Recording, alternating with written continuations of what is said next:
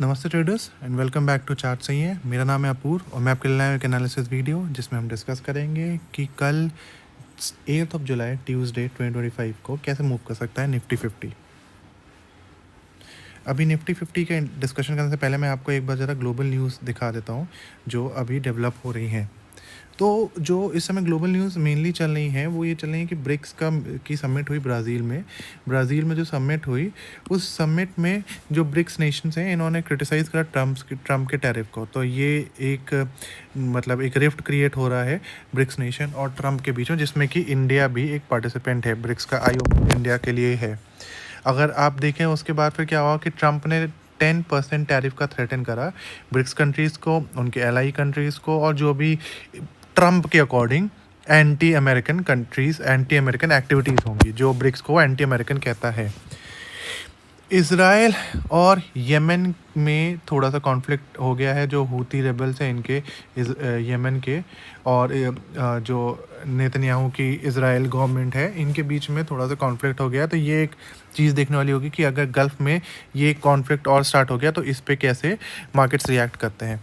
And जो last major news है, क्योंकि कोई ज़्यादा न्यूज़ है नहीं मार्केट में इस समय, वो ट्रम्प के टैरिफ को ही लेके है, जो कि 9th को होने थे। अभी कुछ कंट्रीज़ को लेटर्स जाने स्टार्ट हो गए, किसी पे 10%, किसी पे कितने कितने परसेंट लगेगा, और वो टैरिफ ट्रम्प के अकॉर्डिंग अब 1 अगस्त से एप्लीकेबल हो जाएंगे। तो अभी ये 9th को लगने थे, अभी 1 अगस्त से एप्लीकेबल हो जाएंगे। पता नहीं, ये एक नेगोशिएशन टैक्टिक ही लग रही है मुझे कि डेट्स को बस आगे बढ़ाते जाओ और लोग धीरे धीरे हमारे साथ आके फिर एक ट्रेड डील कर ही लेंगे। तो ये तो हो गई न्यूज़ से रिलेटेड बातें। अब आ जाते हैं सीधे चार्ट्स पे। निफ्टी को अगर हम डेली टाइम फ्रेम पे ऑब्जर्व कर, रुकिए मैं थोड़ी लाइंस कम कर देता हूँ। अभी मैंने और भी EMA ऑन कर रखे हैं, मैं उनको थोड़ा बंद कर देता हूँ। राइट, हाँ। तो निफ्टी को अगर हम डेली टाइम फ्रेम के चार्ट पे देखें तो निफ्टी पिछले कुछ टाइम से चैनल के अंदर चल रहा था, चैनल के लोअर साइड पे था, रेजिस्टेंस सपोर्ट के पास। तो मैंने बताया था यहाँ से मार्केट एक बाउंस ले सकता है। कल भी निफ्टी ने एक हैमर टाइप बनाया था, एक बुलिश कैंडल बनाई थी। आज भी काइंड ऑफ डोजी बनाई है, बट थोड़ा सा ग्रीन में ही क्लोजिंग हुई है। तो आज काफ़ी इंडिसाइसिव डे था, मार्केट पूरे दिन एक रेंज में स्टक रहा, बट निफ्टी नीचे नहीं आया है, अपने सपोर्ट लेवल्स को नहीं तोड़ा है। मैंने बोला था जो कल का लो था ये एक एसेंशियल था हमारे लिए जोन अप मूव को कंटिन्यू रखने के लिए। 25,300 के नीचे अभी निफ्टी आता तब हम कहते हैं कि ठीक है, थोड़ी वीकनेस अभी आ रही है निफ्टी में। अभी भी आज जो मूव आया था वो एक काइंड ऑफ पॉज मूव था। अब देखते हैं कि कल निफ्टी क्या करता है।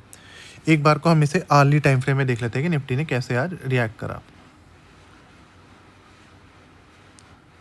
राइट, तो आपको अर्ली टाइम फ्रेम में दिख रहा होगा कि पूरा का पूरा एक जोन में स्टक रह गया निफ्टी। कल मैंने आपको बताया था कि यहाँ पे एक फेयर वैल्यू गैप बना है।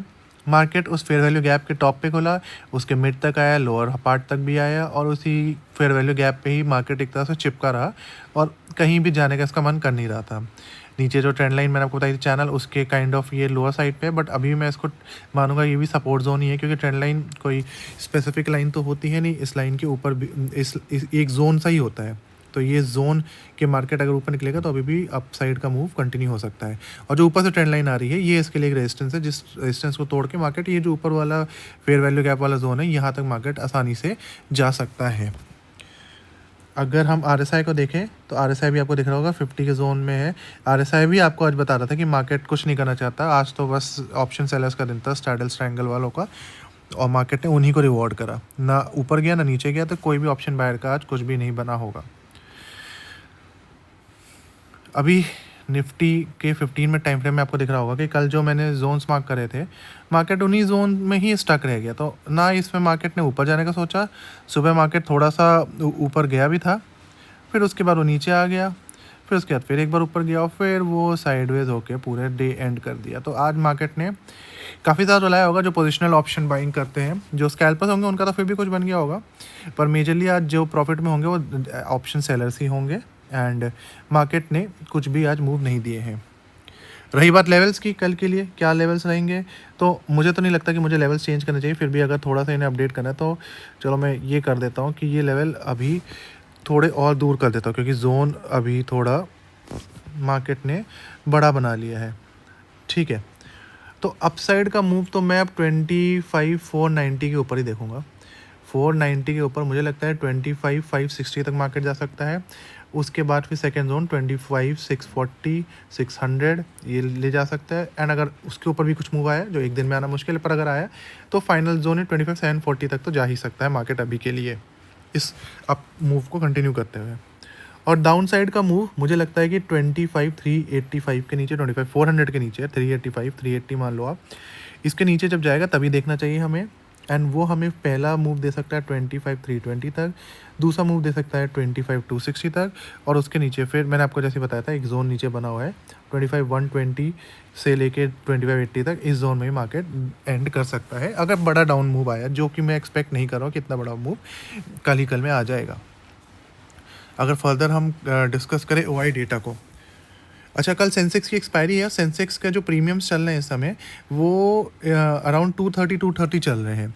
तो सेंसेक्स के प्रीमियम्स पे भी बहुत कुछ डिपेंड करेगा। मैं आपको सेंसेक्स के ऊपर प्रीमियम दिखा देता हूँ कि कल कितना डिके करते हैं सेंसेक्स के प्रीमियम। सेंसेक्स ये रहा, राइट। तो सेंसेक्स के आपको एट द मनी के जो प्रीमियम इस समय दिख रहे होंगे वो 220 चल रहे हैं, 230 आप मान लो कि ऑलमोस्ट 450 के एट द मनी प्रीमियम चल रहे हैं। अगर ये कल 9:45 और 10 ओ क्लॉक तक इतने ही मेंटेन रहते हैं, मतलब स्ट्रैडल का प्रीमियम एट द मनी का 400 के अराउंड ही रहता है, तो कल बड़े मूव्स आ सकते हैं। और अगर ये स्ट्रैडल का प्रीमियम घट के 300 के आसपास पहुंच गया तो आप समझना कल एक डे साइडवेज हो जाएगा और उसके बाद मार्केट बस डिके करेगा एटलीस्ट 2-2:30 बजे तक। उसके बाद फिर जो हीरो ज़ीरो मूव्स वगैरह आने होते हैं, अगर वो आने होंगे तो आएंगे। अब आ जाते हैं हम OI एनालिसिस पे। हाँ, तो ये निफ्टी का OI है।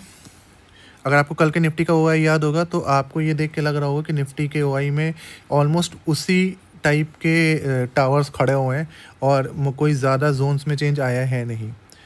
आपको अगर मैं अभी चेंज इन OI भी दिखाऊं तो आपको दिखेगा कि आज सेलर्स जो स्ट्रैडल स्ट्रैंगल वाले हैं उनका ही दिन रहा, क्योंकि लगभग बराबर पुट सेलिंग हुई है, लगभग बराबर कॉल सेलिंग हुई है। तो OI से तो हमें कोई ज़्यादा ऐसी चीज़ पता चल नहीं रही, बस ये पता चला कि 25,500 पे एक अच्छा रेजिस्टेंस है एंड 25,400 300 पे एक अच्छा सपोर्ट है। 25,500 के बाद 25,600 पे भी एक अच्छा रेजिस्टेंस है। तो जब भी कोई भी जोन ब्रेक होगा 50 पॉइंट का मूव तो इजी है, पर 100 पॉइंट के मूव के बाद एक अच्छा रेजिस्टेंस दोनों साइड मिल रहा है। अब एक बार हम FIDR डेटा को देख लेते हैं कि उनकी पोजिशनिंग कैसे हुई है आज के इस साइडवेज मार्केट के बाद। तो आपको इंडेक्स फ्यूचर्स में दिख रहा होगा, इंडेक्स फ्यूचर्स में इन्होंने फिर से अपनी बेरिश पोजीशन और बढ़ाई है, धीरे धीरे करके बढ़ते जा रहे हैं। फिर से मेरे को लगता है ये मंथ एंड तक 1 लाख कॉन्ट्रैक्ट तक पहुंच जाएंगे और फिर अगर इनका मूव नहीं आया नीचे गिरने का तो ये फिर अपने स्क्वायर ऑफ करके आगे रोल ओवर करेंगे थोड़े बहुत कॉन्ट्रैक्ट्स। तो इंडेक्स ऑप्शंस में अगर देखा जाए तो आज सेलिंग ही करी है। आप देखो लगभग 10,000 इन्होंने कॉल सेल करी है चेंज इन कॉन्ट्रैक्ट साइज में अगर आप देखो तो, और लगभग 10,000 ही इन्होंने पुट सेल करी है, क्योंकि साइडवेज डे था और ऑप्शन सेलर का ही दिन था आज पूरा। अभी भी इनके पास जो पोजीशनिंग है वो 1:3 के हिसाब से बेयरिश ही ज़्यादा है। बड़े मूव एक्सपेक्ट कर रहे हैं ये, और जो भी मूव एक्सपेक्ट कर रहे हैं वो थोड़ा डाउन साइड में ज़्यादा एक्सपेक्ट कर रहे हैं। रही बात प्रोज की, तो प्रोज ने आज जितनी कॉल सेलिंग करी थी उससे लगभग काफ़ी ज़्यादा टाइम्स और 37 टाइम्स लेस पुट सेलिंग करी है। तो आज प्रोज का तो थोड़ा व्यू डाउन साइड का ज़्यादा था। अभी जो इनके पास नेट पोजीशनिंग रह गई है वो 1:1.5 के हिसाब से बेयरिश पोजीशन ही ज़्यादा इनके पास हो गई है। तो प्रोज और FIIs दोनों ही बेयरिश पोजीशन अभी लेके जा रहे हैं सेंसेक्स की कल की एक्सपायरी में। तो मूव ऑलमोस्ट चांसेस पूरे हैं कि कल डाउन साइड का मिले। हालांकि इनके पास बुलिश पोजीशंस भी हैं, अगर कल मार्केट को ऊपर भी जाना होगा तो एक बार तो ये नीचे ले जाएंगे, नीचे अपना प्रॉफिट बुक करके फिर ऊपर ले जाएंगे। और रही बात ऑप्शन सेलिंग का रखी है क्लाइंट्स ने, जो रिटेल ट्रेडर्स होते हैं अपने, इन्होंने जो ज़्यादा बेच रखे हैं वो है पुट और थोड़े कम बेच रखे हैं कॉल। ऑलमोस्ट 1:2 के हिसाब से इनके पास थोड़ी बुलिश पोजीशंस हैं। मतलब आप देख रहे हो बुलिश पोजीशन है 1:2 के हिसाब से ऑप्शन सेलिंग में क्लाइंट्स के पास, एंड जो बियरिश पोजीशन है प्रोज के पास है वो है 1:1.5 के हिसाब से अपना ऑप्शन बाइंग में, और ऑप्शन बाइंग में ही 1:3 या 3.5 के हिसाब से पोजीशनिंग है FIIs के पास बियरिश साइड में। तो कल मार्केट के नीचे जाने के तो पूरे चांसेस है, ऊपर भी जा सकता है, बट अभी के लिए मुझे लगता है कि अगर ऊपर जाना होगा मार्केट को तो एक डाउन मूव तो आना बनता है, जहाँ पे अपने ये पुट्स को बुक करें और फिर अपने कॉल में आगे ये पैसे बनाएं। तो ये होगा मेरा व्यू कल के लिए। मैंने आपको लेवल्स बता दिए, मैं इन्हीं लेवल्स के अकॉर्डिंग ट्रेडिंग करूँगा। आप भी अपने लेवल्स ड्रॉ करें, थोड़ा सीखें समझें और फिर उस लेवल के हिसाब ही ट्रेडिंग करें, क्योंकि लेवल बेस्ड ट्रेडिंग ही रह गई है मार्केट में।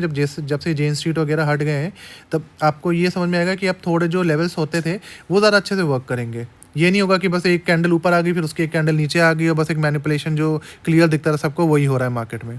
अब मार्केट थोड़ा सेनली रिएक्ट करेगा एंड ये हम जैसे ट्रेडर्स के लिए एक अच्छी न्यूज़ है जो सेबी ने ये जेन स्ट्रीट और ये जितने भी मैनिपुलेटर्स थे इन पे एक काइंड ऑफ लगाम कस दी है, क्योंकि जो अभी मैनिपुलेशन कर भी रहे होंगे जेन स्ट्रीट की तरह ही, वो भी अब थोड़ा सा थम जाएंगे, क्योंकि उनको भी डर लगेगा कि यार ये गाज हम पे भी गिर सकती है सेबी की, which is good for us. बाकी देखते हैं कल मार्केट्स कैसे रिएक्ट करते हैं। कल है तो सेंसेक्स की एक्सपायरी, और सेंसेक्स की एक्सपायरी कभी होती वॉलेटाइल तो बहुत वॉलेटाइल होती है, और कभी साइडवेज होती है तो पूरा ही साइडवेज होकर ख़त्म हो जाती है। तो कल के लिए सेंसेक्स की एक्सपायरी के लिए all the best, happy trading and जय हिंद। और मेरी वीडियो अच्छी लगी हो तो इसे लाइक करें, अपने ट्रेडर्स के साथ शेयर करें एंड चैनल को सब्सक्राइब करें। Thank you.